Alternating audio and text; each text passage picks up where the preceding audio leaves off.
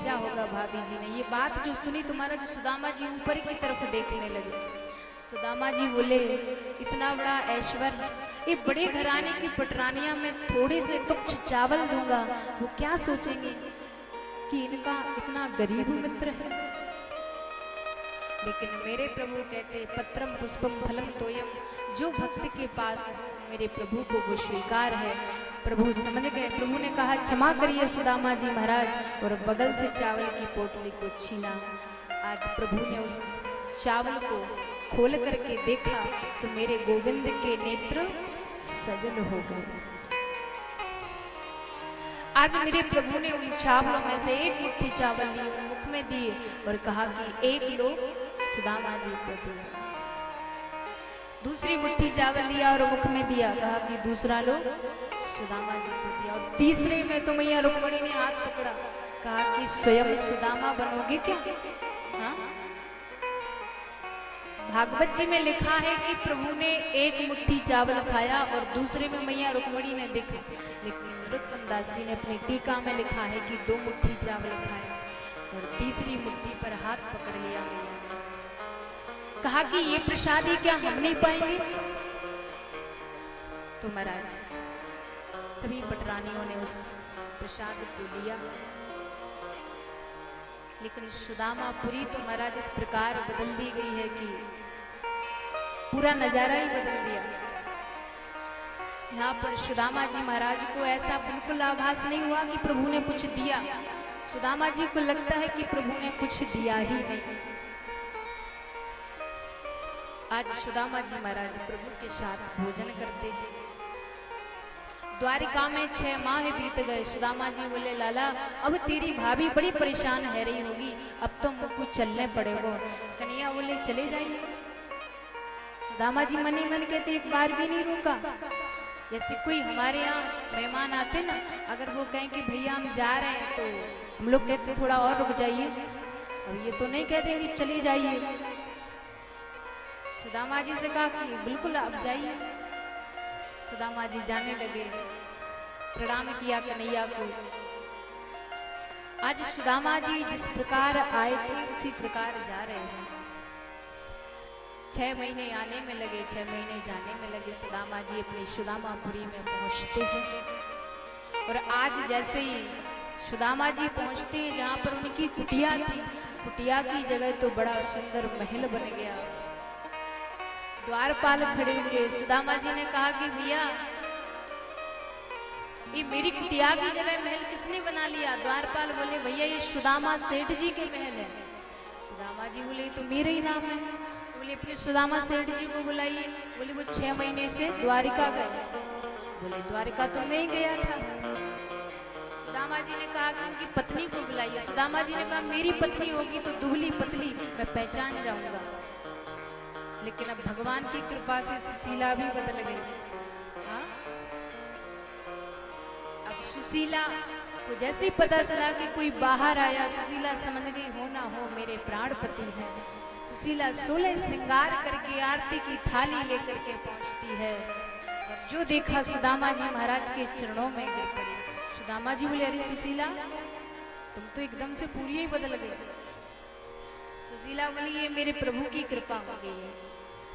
सुदामा जी कहते कि सुशीला तुम्हें महल मकान चाहिए था तो आप यहीं पर रहो, सोने की दाल बनाओ, चांदी की रोटी बनाओ, पर मैं तो वन में जाकर के भजन करूंगा। पीछे से आवाज आती, देखा कि टेढ़ी टांग वाले सांवरी सलोने सरकार खड़े।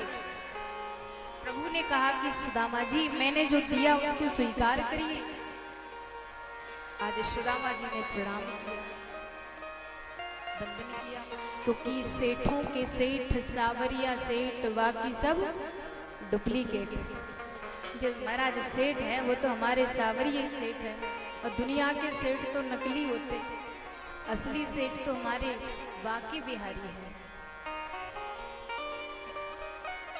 तो इस प्रकार महाराज आज सुदामा जी महल में जाते हैं, प्रणाम किया प्रभु को और इस प्रकार श्री सुखदेव भगवान कथा को आगे बढ़ाते हैं। समय को देखते हुए भी कथा को आगे बढ़ाएंगे। इस प्रकार श्री सुखदेव भगवान कहते कि राजा, एक बार वसुदेव जी ने कुरुक्षेत्र में यज्ञ किया, सभी ब्रजवासियों से मिलना हुआ, सभी ब्रजवासियों से मिलना होता है। और आज श्री सुखदेव भगवान कहते हैं परीक्षित जी से, ये परीक्षित जी, आपके प्रभु से एक नहीं अनेकों अनेक नाते हैं, इतने नाते हैं कि अगर मैं गिनाना चाहूं तो गिना नहीं सकता। प्रभु से तो आपके अनेकों अनेक नाते हैं, अनेक रिश्ते हैं। आज प्रभु द्वारिका में रहते और अपने बच्चों को ज्ञान देते रहते हैं, शिक्षा देते रहते हैं। एक बार प्रभु बैठे बैठे अपने पुत्रों को समझा रहे थे। प्रभु ने कहा कि बेटा, कभी भी किसी संत का अपमान नहीं करना, कभी भी अपने सौंदर्य पर अभिमान मत करना, कभी भी अपने ज्ञान का अहंकार मत करना। और यदि आपको कुछ प्राप्त हो तो उसे प्रभु की कृपा समझना। तो महाराज आज प्रभु सुंदर शिक्षा दे रहे थे। भगवान कृष्ण के पुत्र कहते, पिताजी तो दिन रात यही शिक्षा देते रहते हैं। तो महाराज भगवान के जो पुत्र थे उन्होंने शाम को स्त्री बनाया और प्रभास क्षेत्र में पहुंचे और संतों की परीक्षा लेने के लिए पहुंचे। कहते महाराज, इस स्त्री के यहाँ बेटा होगा कि बेटी होगी, कृपा करके आप बताइए। संतों ने नेत्र बंद करके ध्यान किया, अरे ये मेरी परीक्षा लेने आए हैं। तो कहा कि ना बेटा होगा ना बेटी होगी, एक मूसल होगा जिससे यदुकुल वंशियों का विनाश हो जाए। और जैसे ही महाराज उस वस्त्र को निकाला तो उससे मूसल निकलता है। तुरंत महाराज उग्रसेन को इस बात का पता चलता है। सभी यदुवंशियों ने उस मूसल को महाराज समुद्र में पिसवा करके बहा दिया। लेकिन एक छोटी सी नोक बची हुई थी तो एक बहेली ने अपने धनुष पर लगा दिया उसे। जिस दिन से संतों का अपमान किया उसी दिन से महाराज यदुवंशियों की बुद्धि नष्ट हो गई है। लेकिन प्रभु निरंतर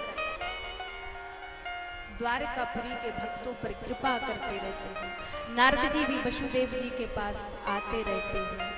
आज वसुदेव जी को पता चला, बड़ा दुख हुआ। जब उद्धव जी को पता चला कि अब इस पृथ्वी से प्रभु जाने वाले हैं, उद्धव जी आए, प्रभु के चरणों में प्रणाम किया और कहा कि प्रभु जब आप चले जाओगे कि धर्म किसकी शरण में जाएगा। प्रभु ने बहुत सारे उपदेश दिए। इसके बाद उद्धव जी प्रणाम करके बद्रिका धाम की भूमि पर जाकर के प्रभु का ध्यान करते हैं। यहाँ पर हमारे प्रभु ने कुछ यदुकुल वंशियों को समझाने का प्रयास किया तो भगवान को ही मारने का प्रयास करते हैं। जो महाराज उस मूसल को पीसा गया था वो एरिका नाम की घास बन गई। तो महाराज जब उसे मारते हैं ना तो शस्त्र का काम करती है। प्रभु को मारने दौड़े तो महाराज एक पर्वत पर चढ़ गए। बलराम जी ने प्रणाम किया और अपने रूप में आए। हमारे प्रभु यहाँ पर प्रभास क्षेत्र की भूमि पर बैठे हुए थे और मेरे प्रभु जब बैठे हुए थे तो एक बहेलियों को ऐसा लगा कि मृग है तो उसने प्रभु के चरण में बाण मार दिया। उसे पता चलता है, आकर के क्षमा मांगता, प्रभु मुझसे भूल हो गई। महाराज उसी समय एक दारुक नाम का सारथी आया। प्रभु ने कहा कि जितने द्वारिका में रहने वाले द्वारिका वासी हैं सभी को मथुरा ले जाओ, मेरे जाते हुए ये द्वारिका जल में डूब जाएगी। अर्जुन आए, अर्जुन से कहा कि जितनी भी मेरी पटरानियां हैं सबको वृंदावन ले जाओ, क्योंकि मेरे जाने के बाद ये द्वारिका जल में डूब जाएगी। लेकिन यहाँ पर देवी देवता इंतजार करते हैं, प्रभु कहाँ जाएंगे, प्रभु किधर जाएंगे। लेकिन देखते देखते महाराज प्रभु के शंख चक्र गदा पद्म उड़ने लगे और महाराज देवी देवता आकाश मंडल से प्रभु का स्वागत कर रहे हैं और मेरे प्रभु की दिव्य ज्योति भागवत में समाहित हो गई। बोली द्वारकाधीश की बोलिए द्वारकाधीश की। तो प्रभु अंतर ध्यान। इसके बाद श्री सुखदेव जी कहते हैं कि राजन, विगत 7 दिवस से मैं तुम्हें कथा सुना रहा हूँ। आज 7वां दिवस है, आप भी 7 दिवस से कथा सुन रहे हैं। हाँ? ऐसे ही सुखदेव जी भी परीक्षित जी को सुना रहे थे। आज सुखदेव जी ने कहा कि राजा, प्रभु के जाने के बाद ही तुरंत कलिकाल आ गया, और कलिकाल में तो केवल प्रभु के नाम लेने से पार हो जाते हैं। कलियुग केवल नाम अधारा, सुमर सुमर नर उतरहि पारा। इस कलिकाल में तो केवल बस गुणगान करने से ही पार हो जाते हैं। आज सुखदेव जी ने पूछ लिया, राजन 7 दिन से आप मुझसे प्रश्न पर प्रश्न कर रहे हैं। लिख आज मैं आपसे एक प्रश्न पूछना चाहता हूँ, क्या तुम मरोगे? परीक्षित जी बोले कि मैं थोड़ी ना मर सकता, क्योंकि मैं तो आत्मा हूं। क्योंकि आत्मा तो अजय अमर है, जलाओ जल नहीं सकती, काटो कट नहीं सकती, गलाओ गल नहीं सकती, क्योंकि आत्मा अजय है, अमर है। आज सुखदेव जी बोले, मेरा कथा सुनाना सफल हो गया। आज मेरा कथा सुनाना सफल हो गया। जिसकी मुझे चाह थी वही तुमसे उत्तर मिल गया। सुखदेव जी कहते, राजन आज के दिन तक्षक नाम का सर्प आएगा और उसके डसने से तुम्हारी मृत्यु हो जाएगी। परीक्षित जी कहते हैं कि हे गुरुदेव, मैं धन्य हो गया, आपको पाकर के मेरा जीवन धन्य हो गया। और वास्तव में सुखदेव जी की तरह यदि जीवन में गुरु मिल जाए तो भगवत प्राप्ति से कोई रोक नहीं सकता है। आज से सुखदेव भगवान वहां से विदा लेते हैं। परीक्षित जी महाराज प्रणाम करते और सुखदेव भगवान देखते देखते अंतर ध्यान हो जाते। बोलिए सुखदेव भगवान की, श्री सुखदेव भगवान की। श्री सुत जी महाराज बोल पड़ते हैं कि हे शौनकादि ऋषियों, सुखदेव जी के जाने के बाद परीक्षित जी समाधि में बैठ जाते हैं, ध्यान में बैठ जाते हैं। और तक्षक नाम का सर्प आता है, जब तक तो वो अपने पंच भौतिक शरीर को त्याग ही देते हैं, उस परमपिता परमात्मा में अपने मन को लगा देते हैं। तक्षक नाम का सर्प आता है और डस लेता है। आज उस पंच भौतिक शरीर को श्री परीक्षित जी महाराज ने त्याग दिया, उनकी दिव्य आत्मा भगवत धाम को चली जाती है। बोलिए परीक्षित जी महाराज की, श्री परीक्षित जी महाराज की। आज परीक्षित जी भी भगवत धाम चले जाते हैं। यहाँ पर श्री सूत जी महाराज कहते हैं कि हे ऋषियों, यदि मुक्ति का कोई प्रमाण है कि भागवत सुन के मोक्ष होता है, तो परीक्षित जी से बढ़िया प्रमाण तो कोई हो ही नहीं सकता है। ये तो प्रत्यक्ष प्रमाण है कि सुखदेव जी ने कथा सुना करके उनको मुक्ति प्रदान, मोक्ष प्रदान करा दिया। भागवत तो महाराज हमें मरना सिखा देती है। ऐसी भागवत जिसमें 18,000 श्लोक, 335 अध्याय, 12 स्कंद से परिपूर्ण हुई। जैसी बहने वाली नदियों में गंगा श्रेष्ठ होती है, देवताओं में भगवान अच्युत श्रेष्ठ होते हैं, ऐसे ही पुराणों में श्रीमद् भागवत कथा श्रेष्ठ है। भागवत कथा सर्वश्रेष्ठ है। इस प्रकार महाराज श्री सूत जी महाराज कहते हैं, भागवत क्या है आपको पता है? भागवत किसे कहते हैं? भागवत के 4 शब्द हैं, भा, गा, वा, उत्ता। 4 है ना? बोले भा से भक्ति, गा से ज्ञान, बा से वैराग्य, ता से तपस्या। ये चारों मिलकर के जब एक हो जाए ना तो वही भागवत बन जाती है। पुराण किसे कहा जाता है पता है आपको? बोले जो पुराना होते हुए भी नया नया अनुभव होता है, जिसका नया नया अनुभव हो वो पुराण है। अच्छा आप ही बताइए, आज का न्यूज़पेपर कल आप पढ़ सकते हैं? पढ़ोगे? आज जो पढ़ लिया कल पढ़ोगे नहीं पढ़ोगे, एक साइड फेंक देते हैं। लेकिन ये पुराण जो है ना हजारों हजार साल पुराना है, लेकिन हम रोज पढ़ते हैं फिर भी मन नहीं भरता है। कोई ना कोई हमें नई बात मिलती है, कोई ना कोई हमें नई चीज मिलती है। तो महाराज जो पुराना होते हुए भी नया नया अनुभव होता है, नया नया ज्ञान मिलता है, उसे पुराण कहा जाता है। महाराज यह श्रीमद् भागवत की कथा पूर्ण हुई, जो कि आप महाराज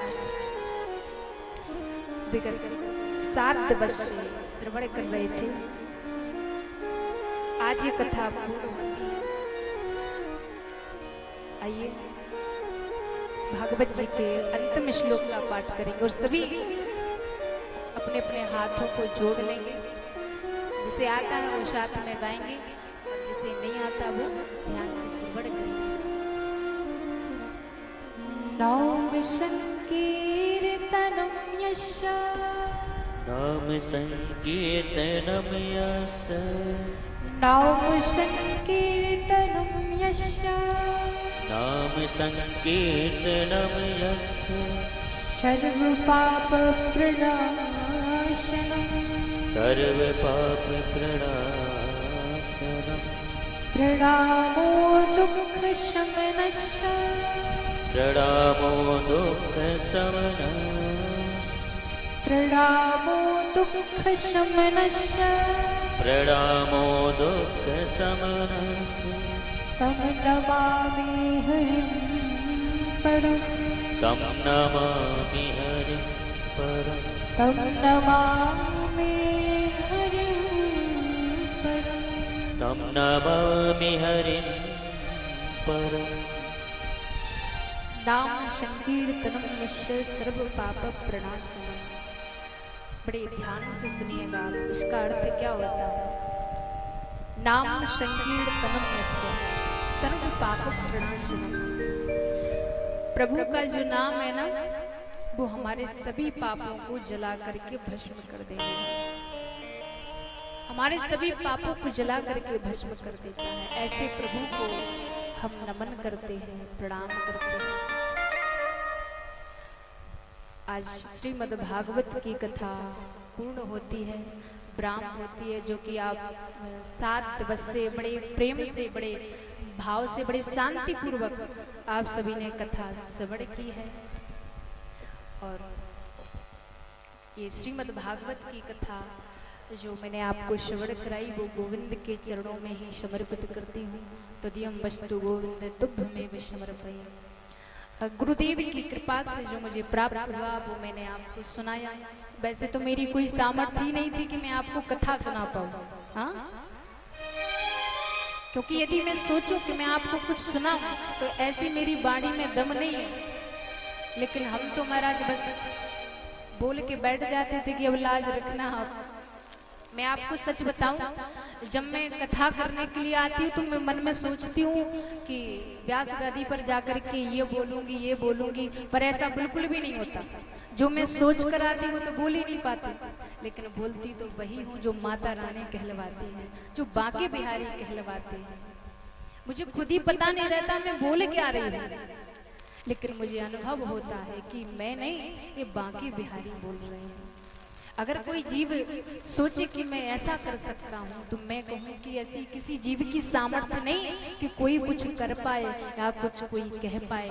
बिना उनकी कृपा के बिना ना आप कथा सुन सकते हो और ना मैं कथा कह सकती हूँ। महाराज, कहने वाले और सुनने वाले दोनों पर भी प्रभु की कृपा होती है। हाँ, आप यहाँ पर बैठे हैं, ये प्रभु की विशेष कृपा समझना। और कितने लोग हैं कि जिस गांव में कथा होती है हम घरों में बैठे रहते नहीं पहुंच पाते हैं, ये दुर्भाग्य है। और पांडाल में आ जाए तो अपना सौभाग्य समझिएगा, ये आपका परम सौभाग्य है। लेकिन मेरा आपसे भी बड़ा सौभाग्य है कि मुझे आप सबका भी दर्शन हो रहा है और माता रानी की कृपा से कुछ बोलने की जो सामर्थ्य, मैं बताऊं ना, जब मैं आप सब लोगों को देख लेती हूँ तो मेरी शक्ति बढ़ जाती है। हाँ, मुझे बोलना आ जाता है। और शायद मुझे लगता है आप सबका आशीर्वाद ना हो तो मैं बोल भी ना पाऊं। आप लोग इतनी शांति पूर्वक सुनते हैं महाराज कि मुझे लगता क्या क्या सुनाऊं, आपको क्या क्या सुनाऊं। पर भागवत की कथा के लिए 7 दिन तो क्या 7 जन्म तक सुनाओ तब भी पूरी नहीं सुना सकती हूँ। हाँ, यदि कोई चाहे तो एक श्लोक का वर्णन भी महाराज 7 जन्म तक नहीं कर सकता है। तो महाराज ये हमारा परम सौभाग्य है, माता दुर्गा मैया के दिव्य चरणों में बैठने का जो सौभाग्य प्राप्त हुआ है मुझे दास को, मुझे लगता है ये मेरा परम सौभाग्य है, बहुत बड़ी कृपा है, वरना ऐसी कोई सामर्थ्य नहीं है।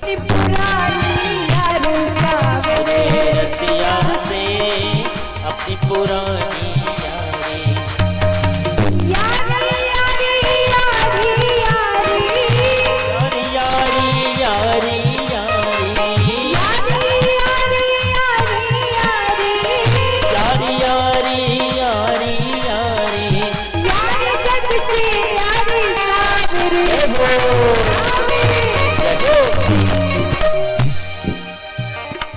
आपकी कन्हैया से ऐसी आ रही है? हाँ, यारी है तो इतना चाहिए, दोनों हाथ ऊपर करिए, एकदम ऊपर, जितने भी वक्त पान डाल अभी कुछ हाथ नीचे हैं और जब तक ऊपर नहीं होंगे तब तक हम गाने वाले भी नहीं। हाँ, पीछे वाले भक्तों के हाथ नीचे हैं, एकदम ऊपर होने चाहिए जितने भी भक्त हैं। सावेरे सावेरे सावेरे रसिया से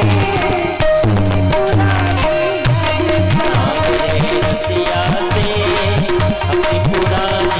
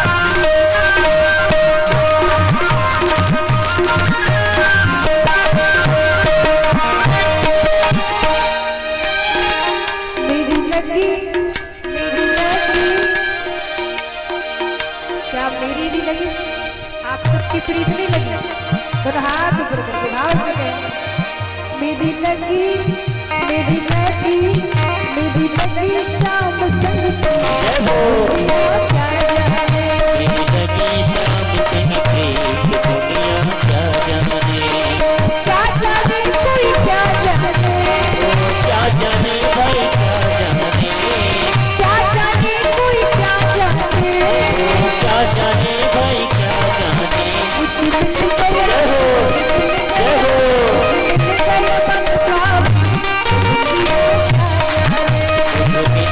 मन का मीत दुनिया क्या जाने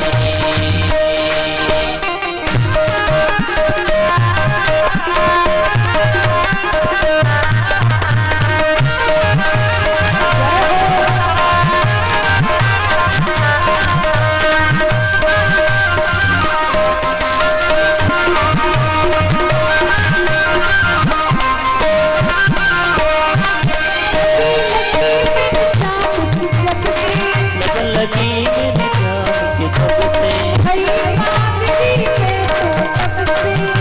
बाबरी में तो तब से कभी लगी मेरी शाम की जब से कभी लगी मेरी शाम के जब से हुई बाबरी में तो तब से हुई बाबरी में तो तब से छोड़ी यह छोड़ी छोड़ी छोड़ी जगत की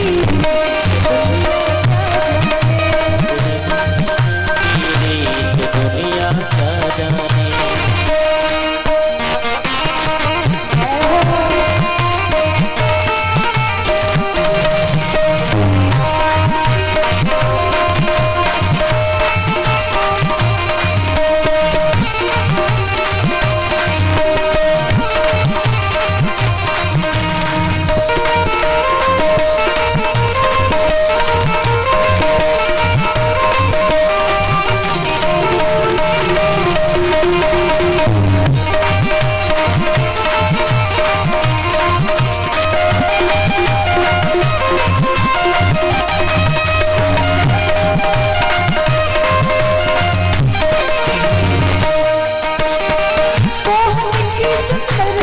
मोहन की सुंदर सुरतिया मन में बस गई मोहन मूर्तिया मन में बस गई मोहन मूर्तिया लोग कहे मैं तो गई बाबरिया जय हो जय हो खुशी के तो गाँव खुशी के गीत दुनिया क्या जाने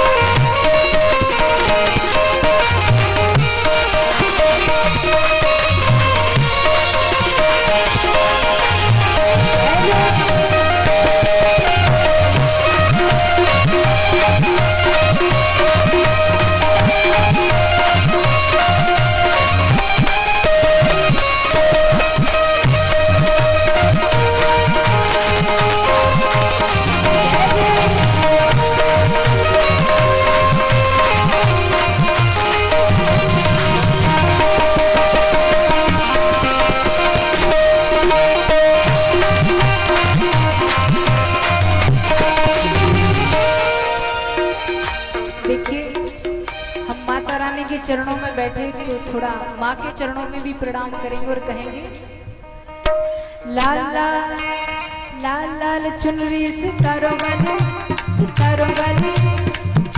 ऐसे मनाओगे आप मैया को, झूमते हुए कहिए लाल लाल लाल लाल चुनरी सितारों वाली सितारों वाली। इसे ओढ़ के आई है मसूर वाली चुनरी सितारों वाली सितारों वाली इसे ओढ़ कर आई है मसूर वाली। लाल लाल चुनरी सितारों वाली सितारों वाली। इसे ओढ़ के आई है मसूर वाली। लाल लाल चुनरी सितारों वाली सितारों वाली इसे ओढ़ कर आई है मसूर वाली। बोलिए दुर्गा मैया की।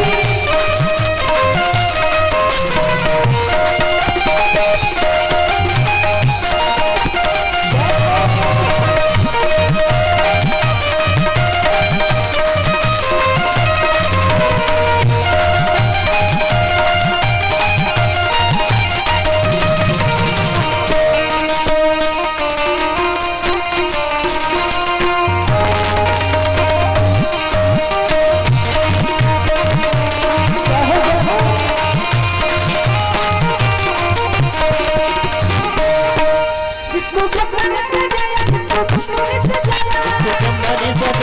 जिसको विष्णु ने सजाया, जिसको ब्रह्मा ने सजाया, जिसको विष्णु ने सजाया। भोले के रंग में रंग डाला। जय हो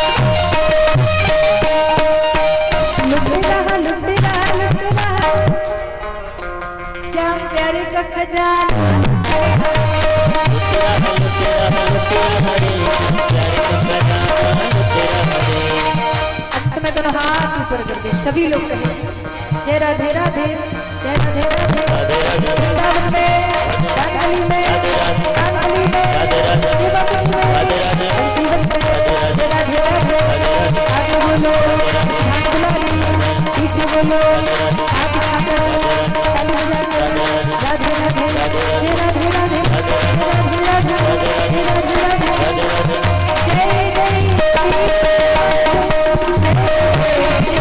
जय जय श्री राधे राधे श्रीकाल। दुर्गे मैया की, अम्बे मैया की, श्री सिद्ध बाबा महाराज की, श्री हनुमान जी महाराज की, विश्वनाथ भगवान की, भागवत महापुराण की।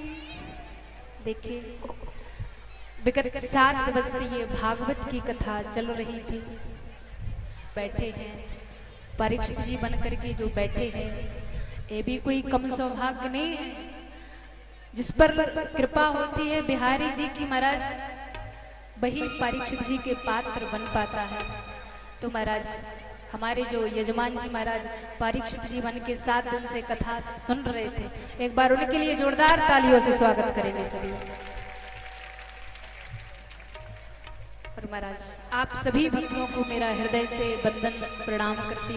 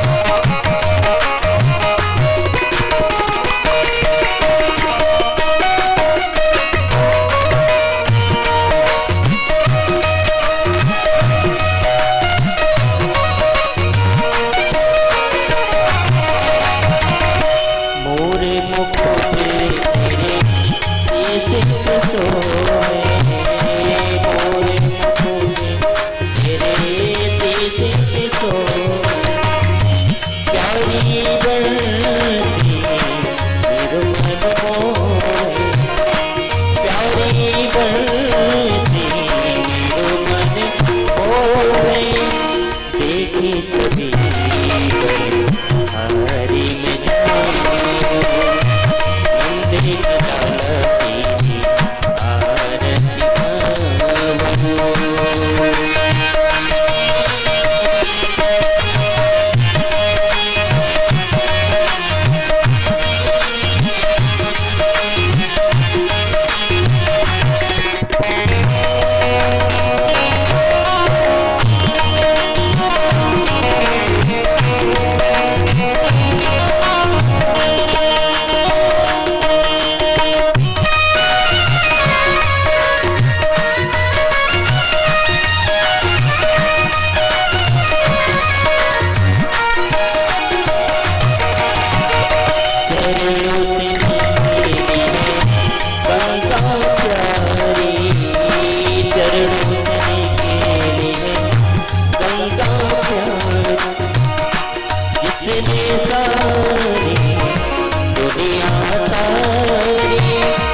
जिसने सारी दुनिया पर उन चरणों में शीश नवारो बातें बिहारी तेरी आरती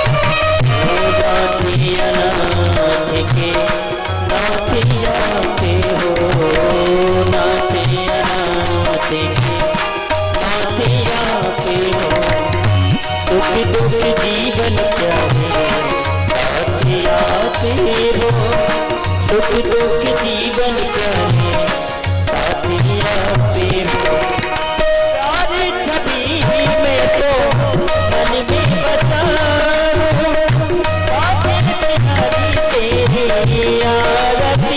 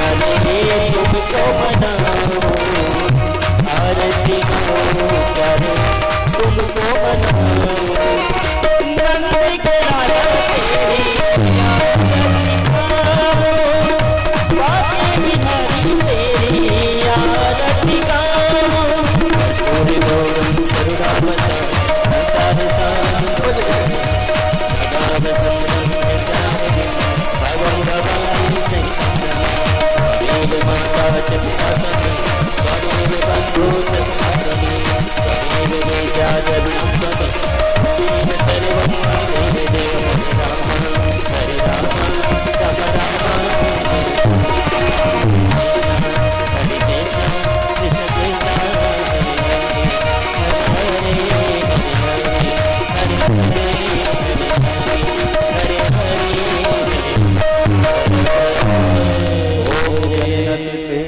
पुष्प देवा वाली जान तेरा हो गया। जब से देखा तुम्हें जान क्या हो गया, जब से देखा तुम्हें जान क्या हो गया। तो वाली जान तेरा हो गया, तो वाली जान तेरा हो गया।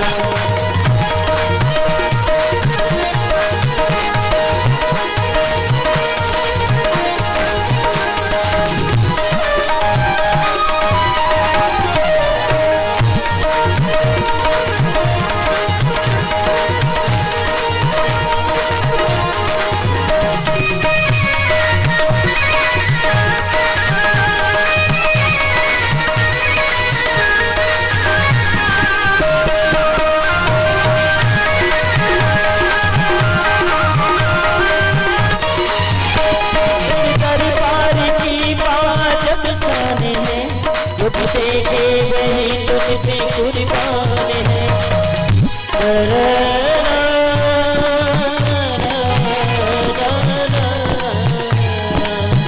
इसी रात पर आधारित एक बहुत ही प्यारा गीत याद आ रहा है, मैं गुनगुनाना चाहूँगा।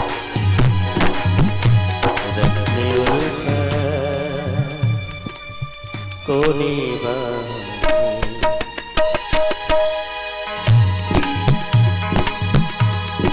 बोलने को दी जुबां तू बोलता नहीं, बोलने को दी जुबां तू बोलता नहीं। अरे लेने को प्रभु का नाम मुख को बोलता नहीं। लेकिन आज का ना बोलना तुझे वो दिन याद आएगा प्यारे, जब तू बोलना तो चाहेगा पर बोल नहीं पाएगा। इसलिए जहाँ भी खाटू श्याम का दरबार लगा हो, भजन हो रहे हो, वहाँ खूब जम के नाचना चाहिए और जम के तालियां बजानी चाहिए। कहते हैं कभी खुशी कभी गम होता है, कभी खुशी कभी गम होता है। और बांके बिहारी के दरबार में तालियां वही बजाते हैं, नाच वही करते हैं जिनके बाजुओं में दम होता है। इसलिए जिनको भी थोड़ा बहुत आनंद लेना हो तो नाच सकते हैं और बदलों में तालियां बजा सकते हैं। कहते हैं अपनी भक्ति को जरा जांच के दिखाइए, अपनी भक्ति को जरा जांच के दिखाइए। और अगर सच्ची भक्ति है तो थोड़ा सा नाच के दिखाइए। तेरी दरबार की बात अफसाने है, तेरे दरबार की बात अफसाने है। जब देखे वही तुझ पे कुर्बान है, जब देखे वही तुझ पे कुर्बान है।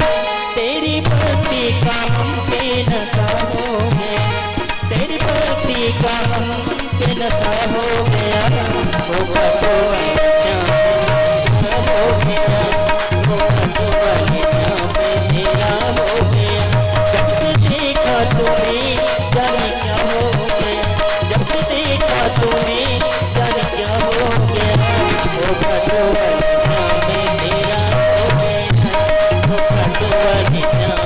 तेरा हो गया।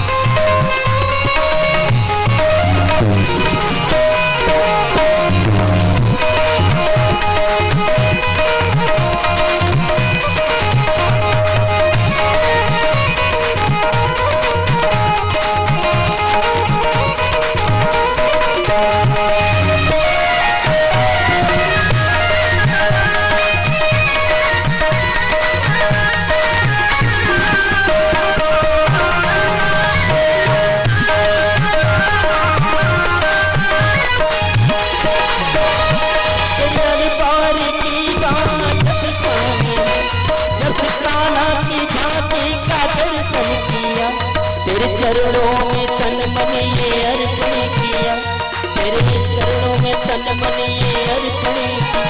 एक दफा खाटू नगरी में जो भी गया। यहाँ पे खाटू जी का वर्णन आ रहा है। आप सभी भक्त शायद जानते होंगे खाटू श्याम कौन है।